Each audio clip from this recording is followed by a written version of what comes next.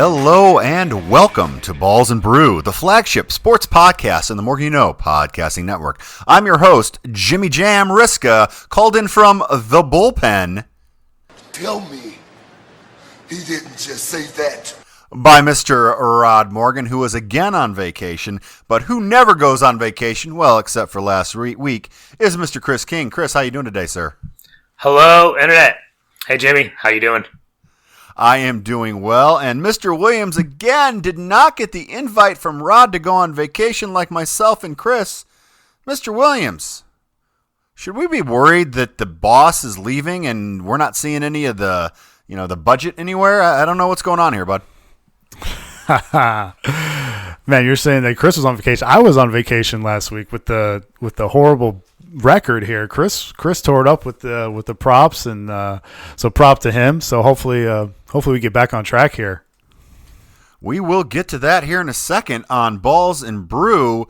Two-part podcast. First of all, we have obviously Williams and Chris and all their picks and props, and then a special Father Pete edition. Hall of Famer is coming back. Rod and I talked to him last week. Rod and I, Chris, I'm sorry. It's not a very good time here. We talked to him, when did we talk to him, Chris? I can't remember. It's been a while, but listen, anytime that Father Pete's coming on the podcast, it is an event here at the More You Know Network, and we all know that. That's the reason he's in the Hall of Fame. You guys do not want to miss it, and I am excited. In all honesty, I don't know what days are anymore. So yes, Monday and Tuesday do seem like last week right now. But we recorded that with Father Pete, and it's a great interview. He has some really interesting things to say about Ben Simmons. But that's basketball. We'll talk about that here soon. We're going to go to the person we go to for all the great picks here. We've got to go to our legend, Chris King, 3-0 on props last week. Excellent work, buddy. Yeah, it's a good thing that I don't bet money because then they would have all lost. Yeah, that's the one little caveat with your winnings there. It's winning, but you really don't win anything. But You're 9-7 overall. Excellent job with the prop bets, and I think that's all we have to talk about. The show is Williams. How's it going, sir?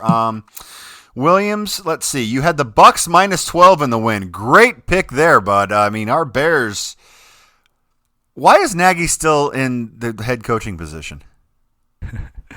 Yeah, that was terrible with the terrible. Them leaving Fields in the game late when they were down 38-3, and then them taking timeouts there in the fourth. It's just what are you doing here, man? He just totally doesn't get it. And then the body language from Fields was absolutely terrible on the sideline, and there's no coaches around him, and it's the same old, poorly run organization. And that was one of my few good picks last week. You got that, and if anyone wants to know why Kansas City is in such a drought, well, it's Williams because he picked the total over 30 points. You were almost there, 27 below on that one, and you had Philly +3 and needed another +8.5 to cover that one. 1-2 overall, 0-2 on the props, but guess what, Williams? This week's going to be different for you, isn't it? Yeah, let's hope so. Along with last week, the books got killed. And that's usually not good for me. There's a vice president at Stations Casino, Jason McCormick.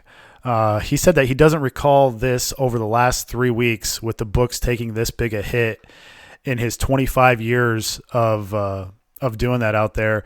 The Nevada Gaming Commission said that the last time the books had a losing month was November of 2011.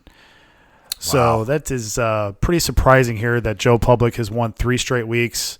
No coincidence that I usually go against Joe Public. I have lost 3 straight weeks, so let's get back on track here. Well, last week was a tough week, and everyone knew going in because the matchups really weren't that good, but I know we wanted to hit on a couple of big things before we head into this week. I think we figured out that the Bengals, Cincinnati, my former hometown, listen, they're legit, Chris, and you've got to watch out because the Bengals are looking 1-2 seed right now, man. I'm telling you, I wasn't sold on Joe Burrow when he was drafted. I made it known on the podcast, my feelings for that. I got to come around.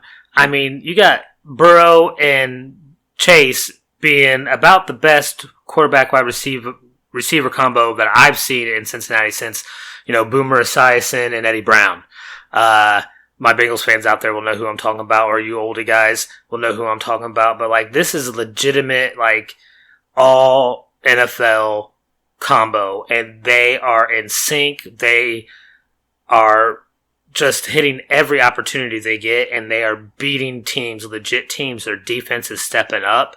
It seems to be a mix of scheme and talent, and where their sum is greater than their parts. It's really fascinating. I did not have them in the conversation to winning that division, and they are there now. I mean, they're in the lead. They're in charge. Only lost 2 games and beat Baltimore pretty handily. It's really their division to lose right now. Yeah, Williams, the Bengals really did handle Baltimore well. Baltimore stayed around, but then the Bengals just kept going and got some key points on a turnover or so there. Williams, do you think the Ravens are still in it? Do you think that the Bengals have this division? Is this going to go down to the wire? What are your thoughts on the future here for the Bengals and Ravens there? And Browns even. Yeah, the AFC North is fascinating. I think it's going to come down to the wire. The Bengals really, they learned a lot from what the Chargers didn't do against the Ravens. The Chargers they played a bunch of bunch formations where were super real intact. And what you really have to do against the Ravens, you have to spread the Ravens out. And that's exactly what Cincinnati did. They have 3 awesome receivers. You saw they got CJ Uzoma going at the tight end position. He had a huge game, 2 touchdowns. And Burrow likes to run the clock down. This was something that they didn't do last year. They played at a really quick pace last year, and that's why I took Joe Burrow to just a kind of a flyer to lead the league in passing yards, because I thought they were going to keep on playing quick. They didn't. They haven't done that, and it's mostly because Burrow wants to process the defense. So you'll see a lot of Cincinnati games. It'll go down to like 5 seconds or less, and then Burrow will snap it. So, but Burrow's been awesome. This team's for real. They signed like 4 or 5 like key like veteran free agents, and Burrow has even said that they made a huge difference in the locker room. So they finally have a decent defense, and Burrow and Chase are, like Chris said, is one of the most exciting quarterback wide receiver duos in the league. Baltimore's not going anywhere, and I think Cleveland bounces back at some point this year if they can get everybody healthy. So this division is going to be awesome all the way to the end. So Browns win without Baker. Case Keenum coming up. Baker Mayfield in an interview seemed a little nervous on undertones there that he knows he's got to get back pretty quick here. But, Chris, do you think that the Cleveland Browns can stay around with Case Keenum, or do they need Baker back right away? They need Baker back. I don't think that they necessarily – you don't want to rush him back. And Baker should not be worried. Case Keenum hasn't taken anybody's job ever. He's not going to take Baker's. Everyone knows that Case Keenum isn't an answer. He's a solid backup. That's a veteran that's been in the league in a while, and that's who you want as a backup, but not as your everyday starter. So yeah, they want Baker back. And they're a better team with Baker, but like that still shows how good of a team they have built up in the past couple of years, not just the offense, but the defense as well, and that's why they were able to win that game. Solid overall team there. A team that started out hot, the Panthers, now to 3-4. Darnold got benched for most of that, second half, I believe, and then he's coming back as a starter this week. Don't really look for much for them coming forward, but a team that we thought was going to have a lot. Kansas City. I'm going to go back to Chris real quick. Did the Chiefs suck? Their defense definitely sucks. The offense isn't putting in a whole lot right now either, unfortunately, when you're only scoring 3 points against a team that supposedly doesn't have much of a defense. But, I don't know if they're going to be able to make the playoffs. If they finish third in their division, they're right on the outside looking in, I think. Williams, are you nervous if you're a Chiefs fan right now going against the vaunted Giants with Daniel Jones at quarterback this week, or you think they're going to get back on track? I'm extremely nervous if I'm a Chiefs fan. Something is definitely wrong there. I don't know if it's in the locker room. There's been some slight rumors something's going on there. Maybe there's still some fallout from what happened with Reed's son last year. And really, this defense hasn't been good from the second half of last year. So they've got a lot of decisions to make, and that defense is terrible. I think they're giving up the same amount per play as what the greatest show on turf, the 2001 Rams, averaged. So when you think about it like that, the Chiefs offense is basically playing against the Rams offense every week. And so they have to outscore the 2001 Rams offense every single week. That's how bad the Chiefs defense has been. So maybe they can get it back on track. But man, this Giants team is underrated, and especially on the road. We've mentioned this before in the pod. This Giants team plays way better on the road. They're getting some pieces back. Would it surprise anybody if the Giants put up 30 on Kansas City? You know, maybe Kansas City puts up 40 on them, but like it wouldn't surprise me at all if the Giants put up 30. So like if I'm a Chiefs fan, I'm nervous right now. Rod is in, I believe, the Smoky Mountains now, wearing his Carson Wentz jersey. He's a number one fan of him for sure. We all know Chris King loves the Colts and loves everything about Indianapolis. Colts look pretty good against a 49ers team that we're not going to ask Williams about that yet because we know what Williams is going to say. That was a good that was a good old-fashioned football. Back? Yeah, I think so. I mean, that was a good old-fashioned football game in the slop, win it in the trenches. They're getting healthier. Quentin Nelson's going to be back this week, which is a big help. We're getting the safety back this week, I think. Like, that's going to help our defense. Like, we're really starting to click as a team, staying aggressive throughout the whole game. Like, we stayed aggressive against San Fran there at the end of the game. Like, we played the whole game, and that's why we were able to finish out, which is what we didn't do against Baltimore when we should have won. So you're seeing that growth that you want to see when you start seeing teams turn it around. I think this is going to be a great game. If the Colts can win this weekend, then they're right back in the thick of it for that division title. Williams, the 49ers are 2-4. Not looking very good right now. And they play the Bears, so that's a good thing for the Niners. What can your boy Shanahan do to help this team find direction? Shanahan is so frustrated right now. He's just so beaten down. This team, I can't. Why? Because his quarterback is doing a pretty decent job in New England right now. I can't believe the injuries with this team, just year after year. And yeah, it's amazing. George Kittle got hurt. Who knew? Their running backs got hurt. Who knew? Mostert hurt? No. And this is all. I know it's going to come across as a Niner apologist, but this team is totally different when Kittle and Mostert are healthy. They just are. So, yeah, it's tough. It's tough for Shanahan right now.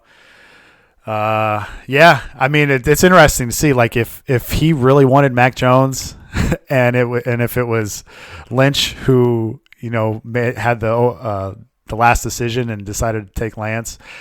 You know, I think they know that Lance is going to be good, but he's just not there yet. And yeah, it would be interesting to see if Mac Jones was on this Niners team, how good they would be right now. I'm going to tell you who they need to be playing. All right, and it's not Garoppolo, it's not Lance, it's IU alumni Nate Sudfeld. Let's just put that out there. He's the one that should be starting. Yeah, so he should be. He should have started for the past 6 teams he was on too, the past 3 years too, right? Hey, I'm just saying, I don't think they could be any worse. They really can't right now. They could be the Bears.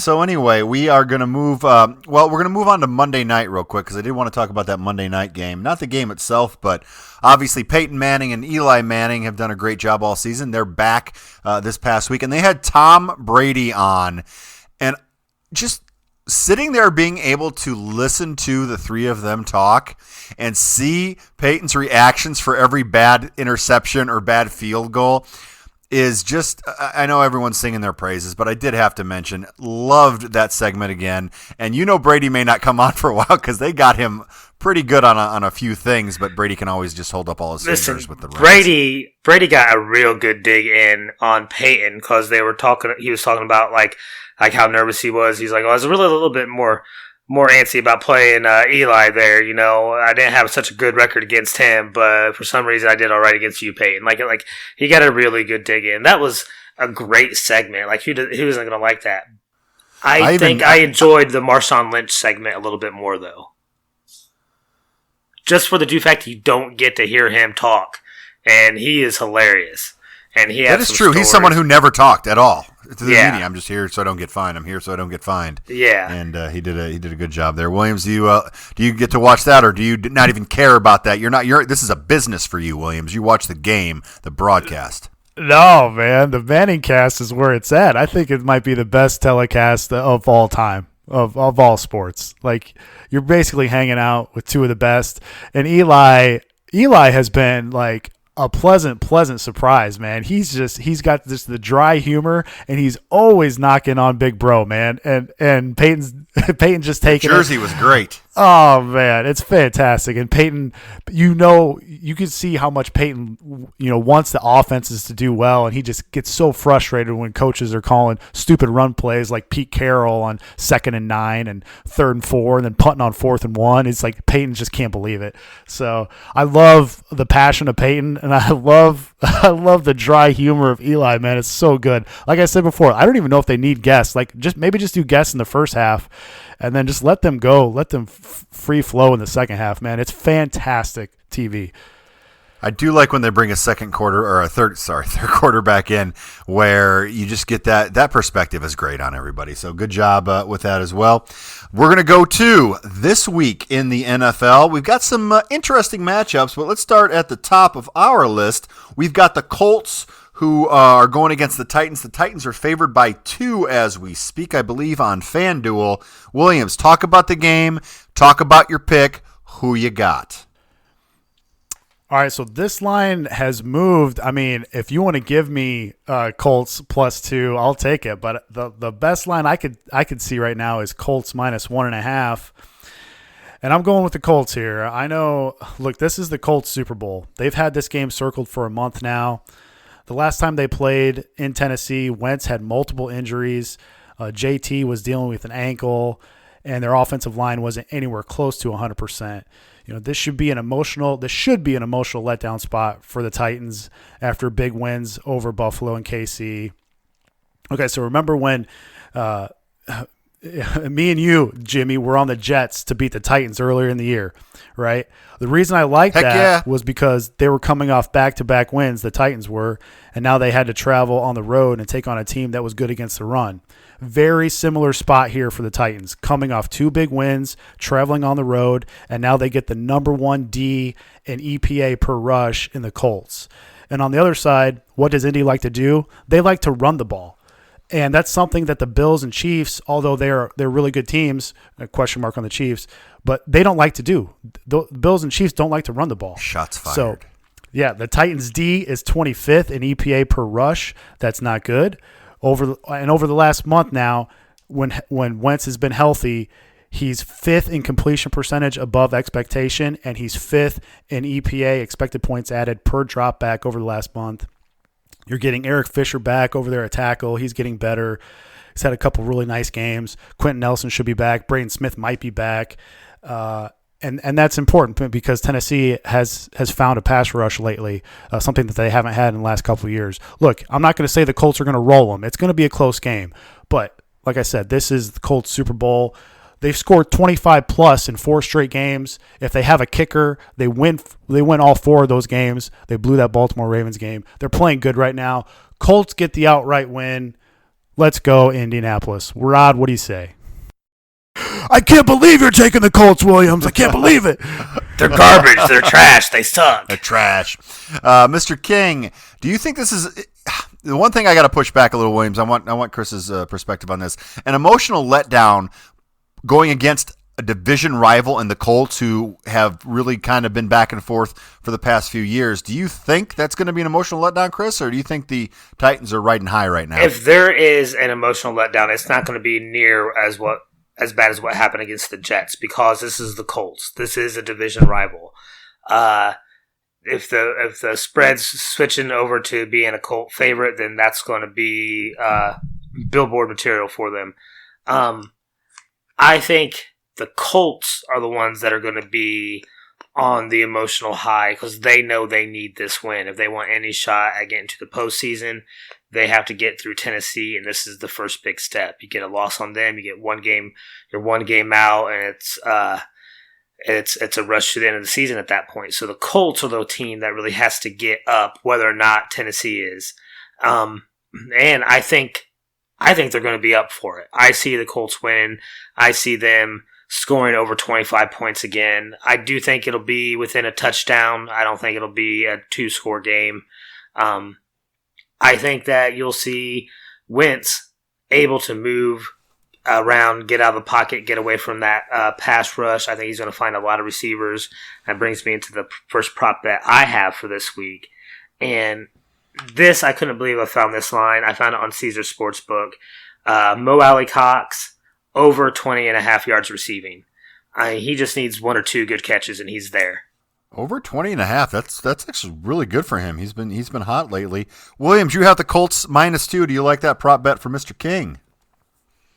Yeah, I've got the Colts -1.5. So if they win by 2, 1.5. I'm sorry, -1.5. Yeah, they're minus. Yeah, sorry about that. Well, get -2 then. No, -1.5. Yeah, let's get the tight ends involved. Mo Alley Cox is the most athletic tight end on the roster. The Titans. We know the Titans have lost a couple corners. I know that they'll be going against. I really like Michael Pittman in this game too. So, I think the Colts can score, 28 points on the Titans. So let's go. I've got yeah. You have a prop bet in the Colts Titans game, don't you? I do. I have. Let's just bombard the Titans here. Let's go JT over 68.5 rushing yards. You can find that -115 on MGM or I think DK. Like I said before, the Colts are getting healthy on that O-line, and this is the strength on weakness here. Colts rushing game versus Tennessee rush defense. And in the 3 Colts wins this year, Taylor has not only went over this number, he's went over 100. And he had his most carries all year last week. He had 18. I think he could get 20 carries here in a game that they have to have. Why not lean on, your best offensive player? If he gets that number of carries, he would only need to average 3.45 yards per carry, and that's something that he's done in his last 5 games. And if you look, right now, Jonathan Taylor is number 2 in total rushing yards behind only the big dog Derrick Henry. So you're getting 2 awesome running backs in this game, but I like JT over 68.5 rushing yards. All right, so the first round of props and bets here is Williams has the Colts -1.5. I apparently have the Colts -2 because I'm a bad gambler. Jonathan Taylor is over 68.5. And then Chris King has Mo Alley Cox over 20.5 yards receiving, which I think is, if he suits up, it's probably going to get 20.5 yards. So that's really good on that one. Let's move. Speaking of Chris King and one of his favorite teams, we've got Dallas and Minnesota going on this one. Williams, give us some insight on Dallas and Minnesota and tell us where you're going on that one. All right, Chris is not going to like me. I am going to take Minnesota -2.5. You can find that on FanDuel -110. Whoa! Yep. The Vikings are 9-3 against the spread as a home underdog under Zimmer. The Vikes D, 6th in efficiency. Vikes pressure rate, number 1 in the league, number 3 in adjusted sack rate. Check this stat out, too. The last 4 times Zimmer's D has played a McCarthy's offense, Zimmer's defense has held McCarthy's offenses to an average of 14 points, and one of those games went into OT. So another thing is Dak, is the calf okay with Dak right now? I'm not sure if it totally is. They've been giving reps to Cooper Rush in the practice reps for this week. And since 03, Zimmer versus non-divisional opponents is 48, 26-1 against the spread. That's 65%.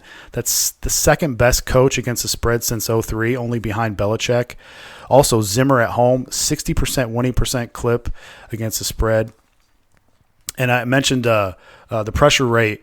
And Dak has been awesome this year. But when he's in a clean pocket, he's got 15 touchdowns, 3 picks with a 127 passer rating. But when he's under pressure, his passer rating dips to 70, which is only 18th in the league. Zimmer always has an elite third down defense. He's got a great red zone defense. And remember, this D was ravaged by COVID and injuries last year.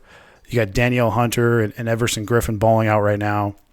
And Yeah, I mean, on the other side, too, when the Vikes throw on early downs, their success rate is 11 points higher. Cousins, fifth best passer grade in the league. He's very good versus man coverage. That's a lot of the times what Dan Quinn plays. So, and the public is on Dallas, but the line is moving the other way. So that's always sketchy when that happens. And, yeah, for those reasons, I'm taking Minnesota -2.5. This is also a huge game for Minnesota. I think it means more for them than Dallas. Dallas has pretty much got that East wrapped up already, and Minnesota really needs to win this game, especially if they can get Arizona to beat Green Bay tonight. That would help them out also. So I like Minnesota Williams, -2.5. Did I catch a little accent there, Minnesota? Did I catch a little soda in there somewhere? I think Minnesota. Yeah. Minnesota. Well, Green Bay's up 10-7 right now in the game. That's on while we're recording this, so they definitely would need that win. Mr. King, Andy Dalton ain't walking through that door. It's Cooper Rush. If Dak isn't there, how nervous are you? Are you sweating? Do you need a new shirt? No, I'm fine. I'm not too concerned. Here's a couple things that I think Mr. Williams has forgotten about. One, I believe Dallas is 6-0 against the spread this year. I think that trend continues. Also, it's not McCarthy's offense. I'm pretty sure it's Kellen Moore's offense, so I'm not too concerned about that stat either. I do think that this is going to be a little bit of a shootout. I do think that it's going to have some offense. I think there's going to be some big plays. I actually think that's going to start early. I'm not sure, and I'm not going to pick exactly who's going to score first, but my prop bet for this game is the first touchdown is over 9.5 yards. And you can find that on DraftKings at -110. Cooper Rush for his career, I believe, has 2 yards. So you may want to be a little concerned. Well, if he's your quarterback. Williams, don't you have a prop on this one too? No, not this one. Not this one. Okay, not this prop. So, Chris, what was your prop again on this one? The first touchdown scored by either team, whoever scores first, that touchdown will be over a 9.5 yard touchdown. Whether it be a run, pass, or whatever. Over 9.5 yards on the first touchdown. Big plays. Big plays. I like that. Speaking of big plays, big games, a huge game for Cleveland as they look to get a couple wins here in a row. Pittsburgh, you never know what you're going to get with them, although you kind of know what you're getting with Big Ben. I'm fascinated, Williams, which way you're going with this one. Yeah, I'm not going with the side here. I'm going with the total. I'm going first half under 21. You can find that -120 on FanDuel. And the under is 6-2 in the last 8 times the Browns have hosted the Steelers. Cleveland has failed to score more than 17 points in 3 out of their past 4 games. We know how much they're struggling on offense right now. And the Steelers are the slowest pace in the first half out of any team in the league. I did some digging on that. That's what makes me like the first half here. And the Browns are bottom 3rd in the league in first half pace. You got the Steelers coming off a bye too. I think that bodes well for their defense. Their defense got real healthy over the bye.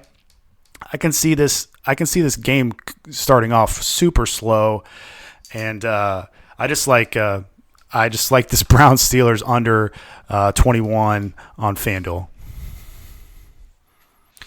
That's going to be one of those north battles between Cleveland and Pittsburgh. Chris, you think that's a good shot at Williams under 21.5, or do you think the Browns and it's going to be a shootout?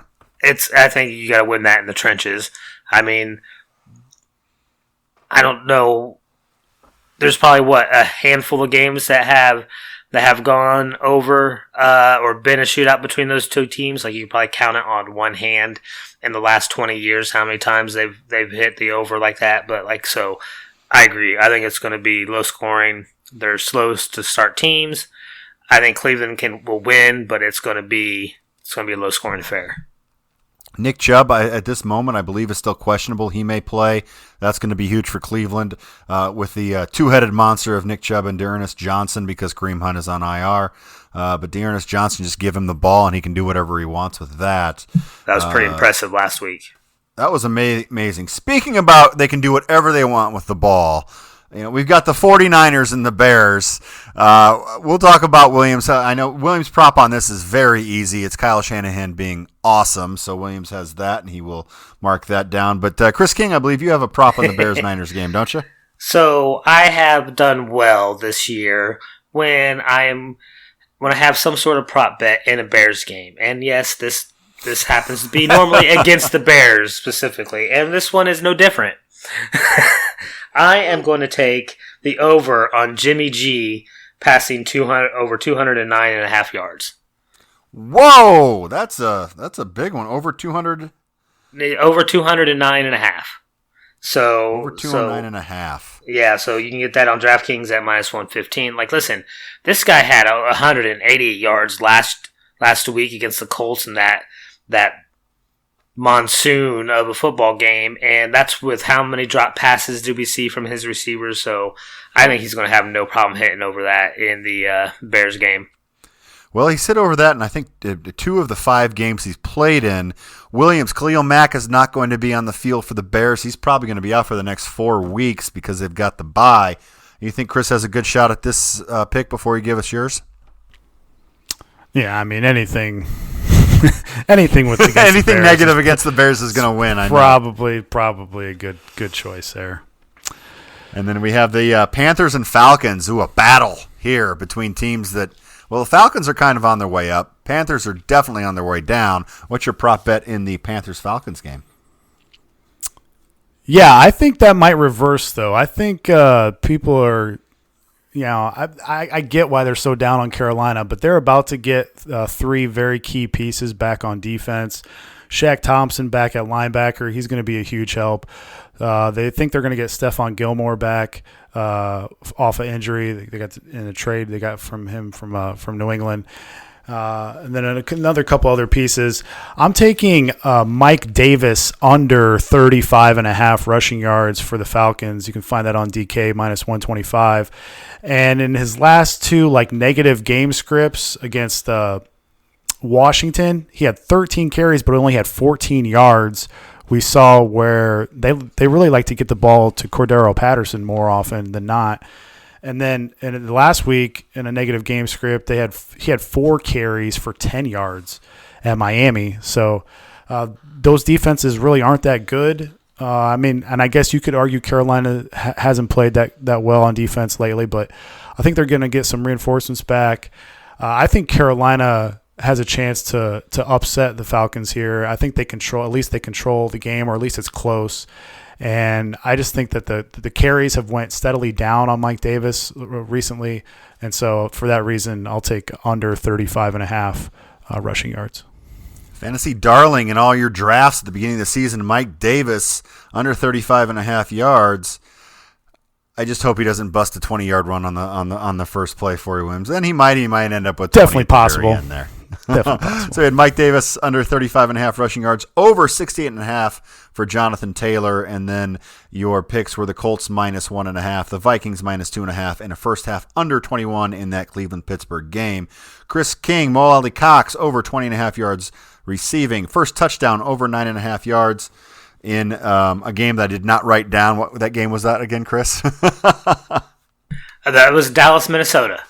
That was Dallas, Minnesota. And then over 209.5 for Jimmy G against the Bears. That's going to do it for picks, except for our upset special picks. Now, of course, I am undefeated in the upset special. I am not going to pick first because I don't want to take anyone's thunder again. We're going to go to the person I took the thunder last time. Mr. Williams, what is your upset special this week?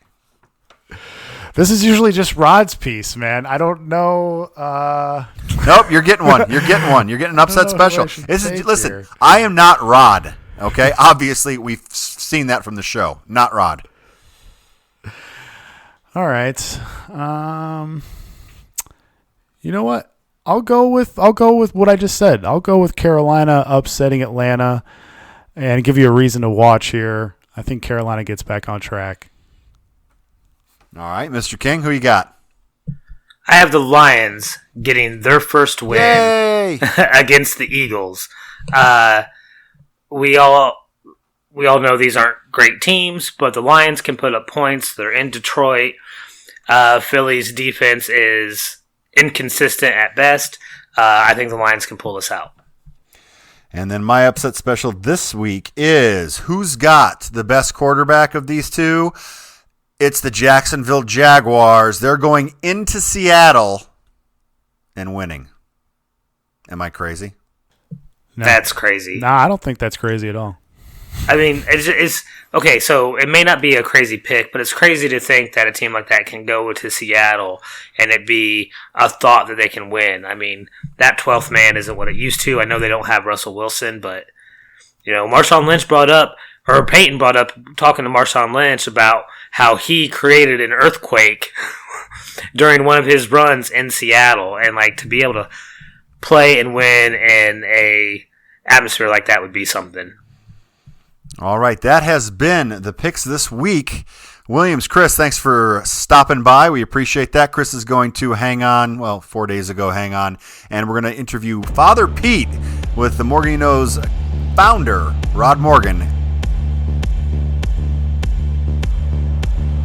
All right, we are back. Thank you to Jimmy for taking care of the football for week number 8 there, but it's time to touch on a little bit of basketball. We have just kicked off the NBA season. We had Pete Bird on and with Chris and I to do our preseason picks, but somebody else we absolutely have to check in with is one of our most favorite NBA correspondents out there. He is a Morgan You Know Hall of Famer.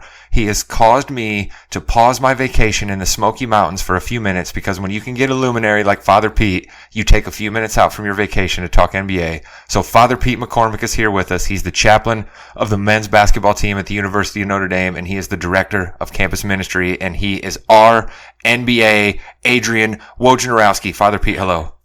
Rod, what's up, man? That is a heck of an introduction. I'm actually going to go back, save it, and then just put it ultimately in my email signature. That was dope. I think that that's a pretty good email signature for you. And if only everyone all across the country knew about the Morgan You Know podcast and would know what you meant when you said that in your email thing, I would be a happy, happy man. I shouted out Jimmy at the beginning of that for taking care of football. Jimmy, good job there. And you're going to keep talking NBA with us. Jimmy, hello. I love NBA. And yeah, Father Pete, you probably email a few people. We could get some more listeners. I like that idea. See what I can do. I'll have my people talk with your people. And staying with us, of course, because if I'm talking NBA, I have to have somebody who's willing to yell at me and tell me that I'm wrong. My guy from North Carolina, Chris King. Hello. Hey, Rod. I'm always here to keep you in line. And hello, Father Pete. We are so happy to have you back. Thanks, Chris. It's awesome to be back, man. All right, so here's where I want to start. One of the main reasons I wanted to have Father Pete on this podcast is because an NBA storyline that has consumed all of us and we have heard an awful lot about is Ben Simmons. I have made my thoughts known on this podcast, but I am also well known on this podcast for not having a heart quite the size of Father Pete's. And I also do not have interactions with high-level basketball players of this age group that Father Pete has the privilege of being able to do through his work with the men's basketball team. Father Pete, I'm certainly not going to ask you to trade on any inside information here. I'm just setting up that you have a pretty good knowledge base here. What am I missing about the Ben Simmons situation? Well, first of all, it's a great question, and it's a real modern-day challenge, right? We saw this play out with James Harden last year. And so, no doubt, Ben Simmons' representation is thinking, well, this worked out well for James Harden. The Houston Rockets ultimately couldn't take the heat, and so they ended up backing down and giving up James Harden. The difference, I think, here is that Harden can shoot and Simmons can't, which then really diminishes his trade value, and the Sixers don't want to trade him for a bag of chips. So what's happening here? I think we have to think about the human condition before we even think about him as a basketball player. Money's not really an issue. He's 24, 25 years old, and he knows that he's locked into a 4-year deal that's paying him more money than he probably knows what to do with. So he's not necessarily thinking of that as his primary need. All too often for these guys, they've been told their whole lives that they are the best at what they do. And all of a sudden now to be faced with outright criticism, and in some instances scorned for not being able to hit free throws or certainly a 15-foot jumper as someone of his professional level should be able to do. I think ultimately it kind of gets in someone like his head a little bit. So it becomes, instead of a rational decision, I mean, we've all seen movies like Rocky, right? Like Rocky realizes he's not good, then brings about the video montage, and before you know it, he's like running up the steps and he's triumphant and he's kind of going to get back into the ring. And yes, I pick Rocky because we are talking about the Sixers. But the point I think we have to remember here is that this is an emotional issue for Ben Simmons. It's not a rational one. If it were a rational one, he would have gotten into the gym and he would have, worked on his three and worked on his free throws and worked on his 15-foot jumpers and that type of thing. And everyone would have come back and sung Kumbaya. But in this instance, I think he's having a hard time identifying with the fact that he actually has something he needs to work on with respect to the game of basketball, which is likely a foreign concept for him.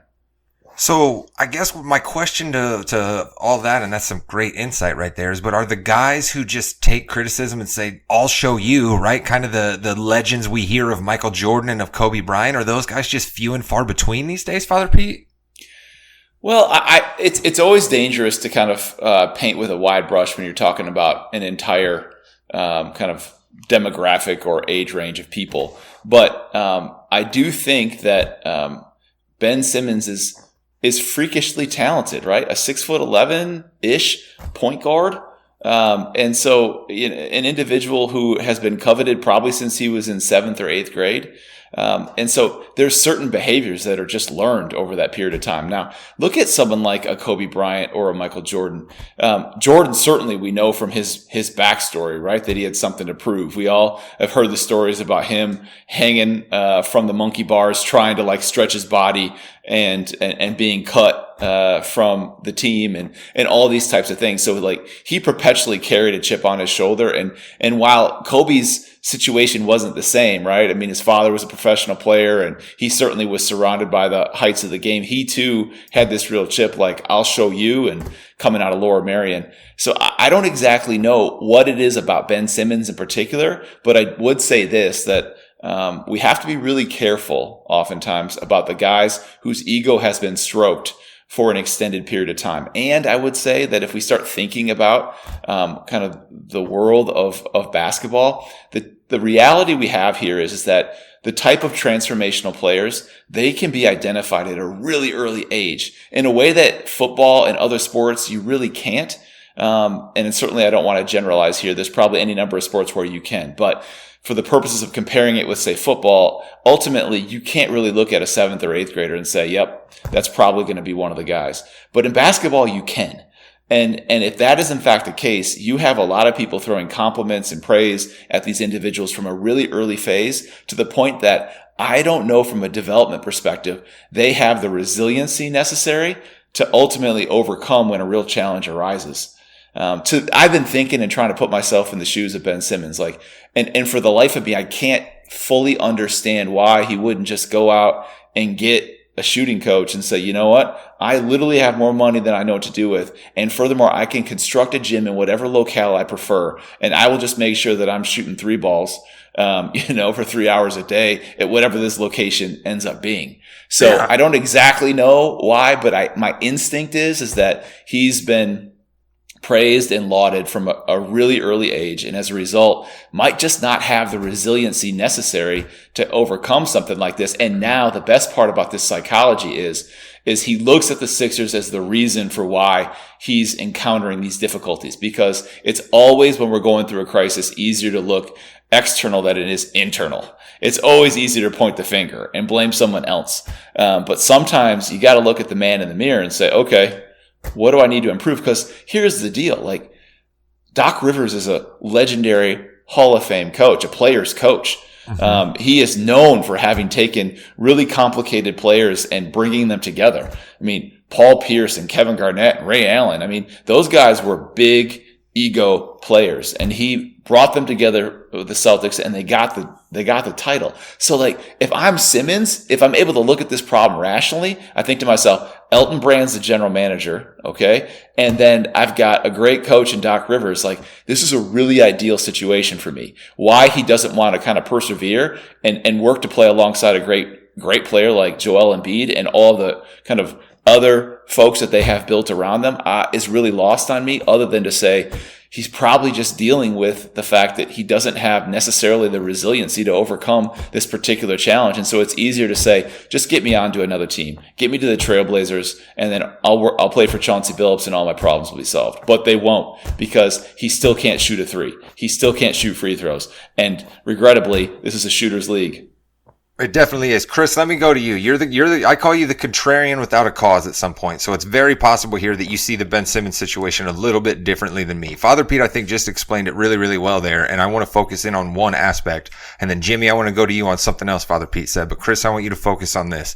Ben Simmons is on a team that wants to win the NBA championship. We've been given this scenario so many times before, and we were told to excuse the player because we were allowed to want them to go to where winning, and why wouldn't they want to win? And that's fine. And we understand Anthony Davis in New Orleans. We said, okay, it's fine for him to get out of there. James Harden in Houston. We ultimately let that happen. So many others. Chris, what am I not seeing here? You would think that a person or a player would want to play for those teams that are going for the title, that have been building. We've all been told to trust the process. This was part of the process. So I really do kind of believe what Father Pete's saying. It's not rational. And without that rationality, it's hard for us to even understand exactly what's happening.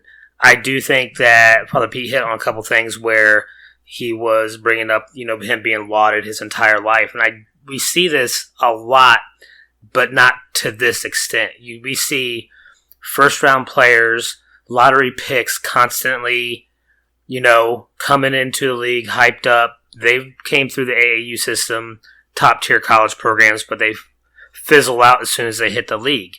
I think this is just a little bit more out there because we've seen the talent that Ben Simmons has.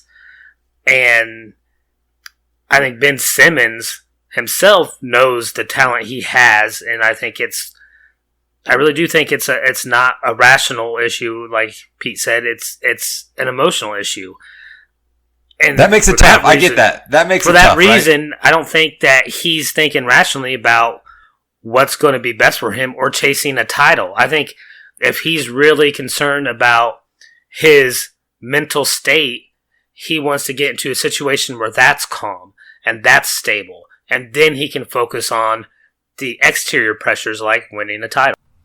Is it possible for someone to still excel at basketball if they do not love basketball? Because I think that's the last thing I want to focus on here. I think what Chris said, what you said, what Jimmy has said, what I have said in the past, I think it's clear. And what I've said in the past is I have a love for basketball, and I can't believe why someone wouldn't scratch and claw and give their every last moment to try to have the Sixers win a championship. But, maybe you've seen somebody who's come through that, this guy doesn't love basketball, but he still made it work. Do you think that's possible?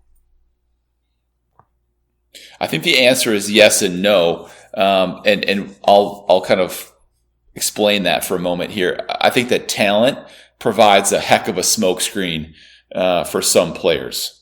That coaches recognize the talent, they need the talent, and they'll take it at whatever rate the player will give. But I think over the long haul, you have to love the sport, or else it's just not going to last. You think about someone like, now to switch sports here, Tom Brady, in terms of what he's doing. I mean, there's a clear love of this game. You have to love the process. You have to love going to bed early every night and live in a very restricted kind of lifestyle so as to be ready and for your body to be able to kind of like rise to the peak performance required. At some point, if you don't love that life, if you don't love that sport, you're going to walk away from it. So I think talent can mask that for a period of time, especially at the high school and collegiate level. But at the professional level, at some point, these folks, this is what they're trained to do. They'll sniff it out, and they'll figure a way either to kind of like trade you for as great a value as they possibly can, or endure you if your talent level is still that high. I think what we are ultimately going to have to see here with the Ben Simmons situation is absence, right? Absence from the game. Is it going to make Ben Simmons love it and work and push to try to say, okay, I'll come back to the Sixers and try to play nice so I can get traded? Or is Daryl Morey going to say, okay, I can't deal anymore with this situation. I'm ready to cave and get, something. We'll see. Who knows how that will play out? Someone that I think does love the game, and someone that I know you love, Father Pete, and you have been a champion of since the first moment you came on this podcast to talk NBA with us, is Luka Doncic. So let's focus on some fun stuff here and do some season overall, your thoughts here, and get off of the Ben Simmons situation. Luka is the odds-on favorite in Vegas, in the desert right now, to be MVP. Father Pete, your thoughts? I love it. I really hope that he comes into the season in shape. He seems to have a pattern of behavior where he gets into these early games and he's a little bit out of shape, and he starts to hit mid-season form by come January, which is fine, I suppose. But I would really love him to have a mentality like LeBron, like Steph Curry, where they're I'm going to come in and I'm going to drop 45 on you right now because I'm ready. And I think that if you're going to win the MVP race in the end of the day, I think you got to turn heads early. It doesn't mean that you can't kind of gain some momentum. I think the Joker did that last year because he's another guy who seemingly doesn't like to come into the season in shape. But at the same time, I think there's far greater expectations on Luka in a way that the Joker never really had. So people were more impressed by the Joker because it's like, wow, look at what he's doing.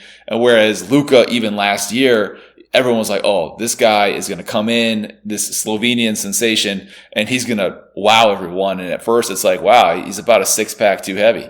And so it's neat to see him, and I'm really hoping that he comes in ready to go in a way that we see some of the elite players like Steph Curry and LeBron James handle their business. Now, Chris, you're a big fan of culture and you're a big fan of coaching on this podcast. How much should we be worried about the Jason Kidd factor with the Mavericks? I don't think I'd worry too much about Jason Kidd. I know maybe it's just me. I have a big feeling that Jason Kidd's one of the smartest players to play the game in a long time. Maybe not the smartest, of course. There's some great players, but the dude is basketball smart and has forgotten more stuff than we'd probably ever know. I don't think that's the issue. I think what Dallas is really going to be concerned about are the players around Luka. He has to get enough support for the season to keep them afloat. So even if he does come off on a slow start, they'll still be able to weather that type of storm.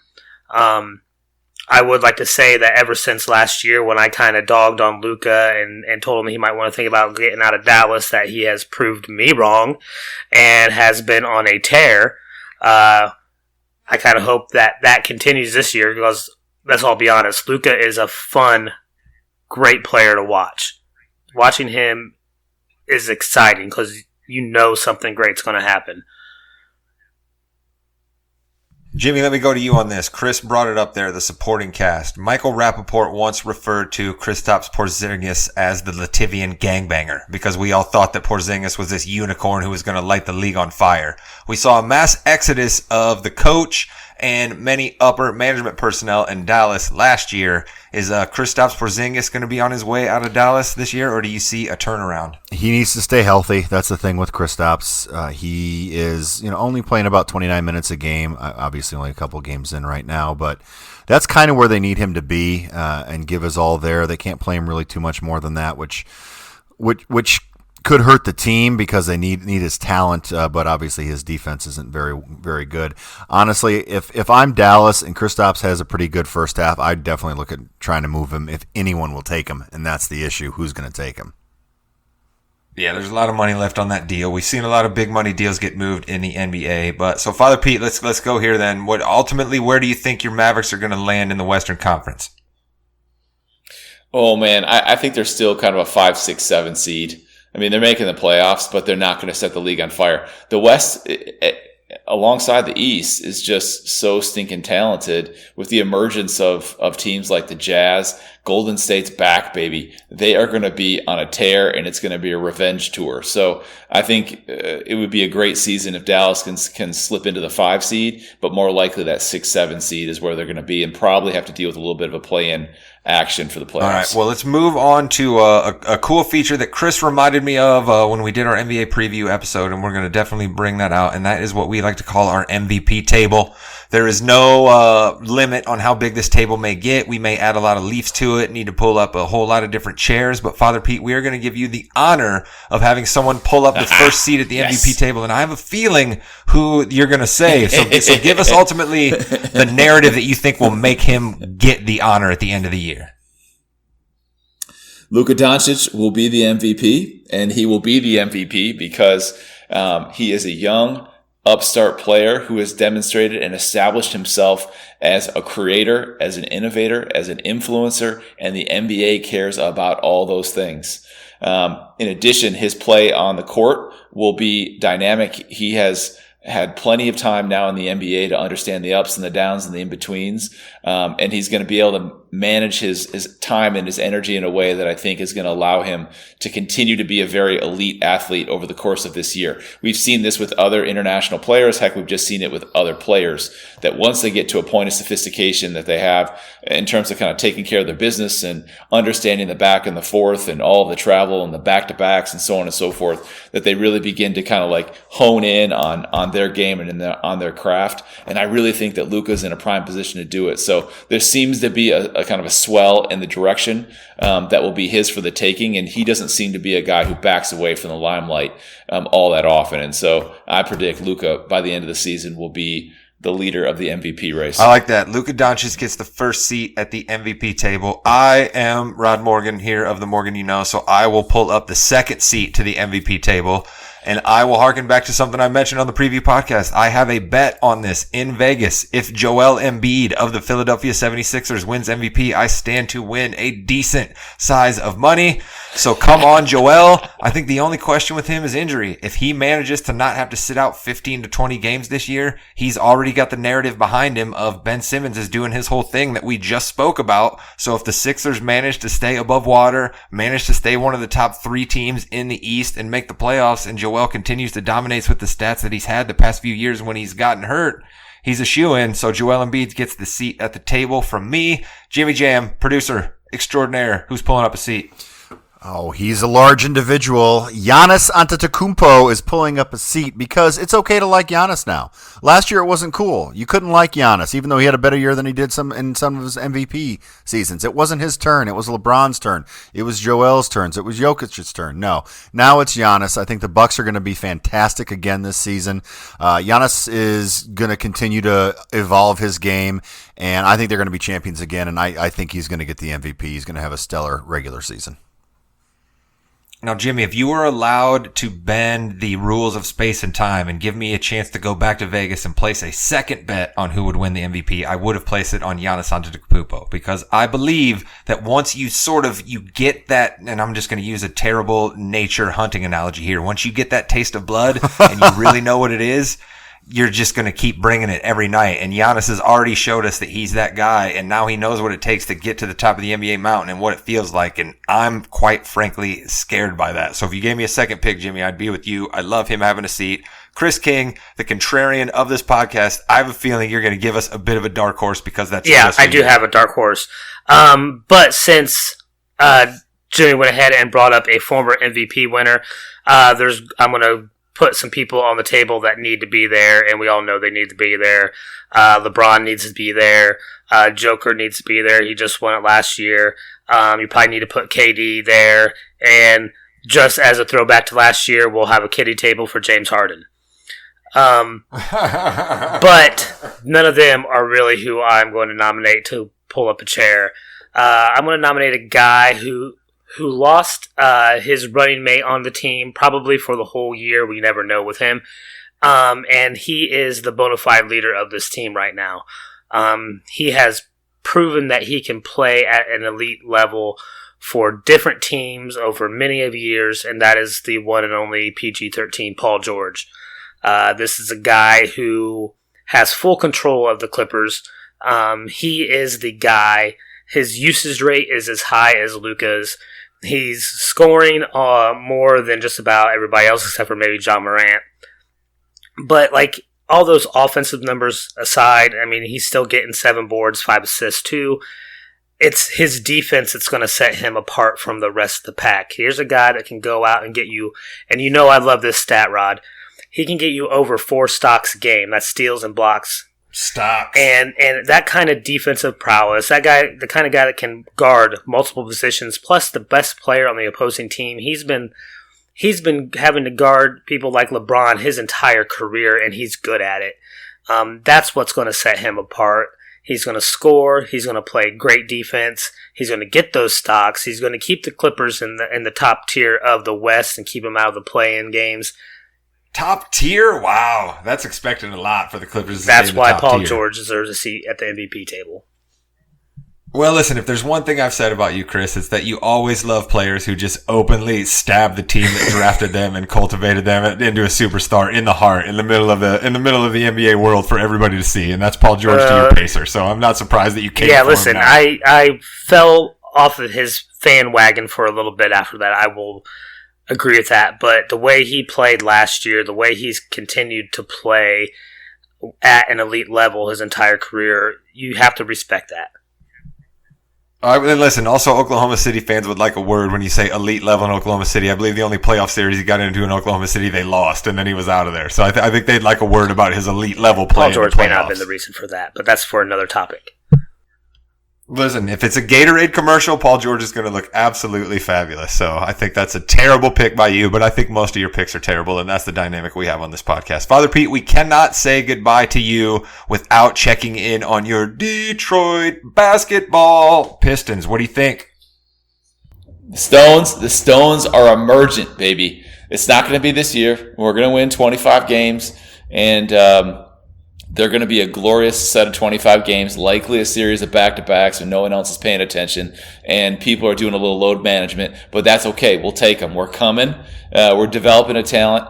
Dwayne Casey knows what he's doing. Troy Weaver, the general manager, is my guy. I love the picks that he's making. I love the moves he's got, and also helps to have the first overall pick. Now, Cade Cunningham, if you're listening, and I think he is a listener of the Morgan you know, please start playing basketball with the Detroit Pistons. We need you. I know that they're probably going to be very cautious with you because we see you as a long-term investment, which I'm all about. But man, oh man, what I wouldn't do to see him in a Pistons jersey just kind of running up and down the court, dishing and just kind of unlocking that offense and that defense. So really excited, perhaps too excited, but I'm prepared for just about a 25-win season, and then we'll get another set of picks next year and keep this juice rolling. Father Pete, 2 things. All right. Now, I know you're going to be excited about any draft pick based off of what Killian Hayes did for you guys last year. So, I mean, that's just a low bar to clear right there, and I had to take one little shot there. But you guys did got Isaiah Beef Stew, right? I mean, Beef Stewart, you got to love that guy. He is amazing. He is from central casting of what Detroit basketball is about. You know, like he's Ben Wallace Jr. He just comes in, he goes to work, he's humble. The Detroit fans love him. Like he's just sincerely, like it's an inspired choice. And this is a guy that I think will have a very long career playing in Detroit in the 3-1-3. Now, Jimmy, I know you're an intangibles guy, all right, but I know you also say don't pay any attention to preseason basketball. But one of the few preseason games I did tune into was a Pistons game where Cade Cunningham was getting a good amount of run in the beginning of the third quarter of the preseason game. And that guy just seems to have the intangibles. Like he just seemed like he was ready and willing to be on an NBA court. Are you excited about the number 1 overall pick, Jimmy?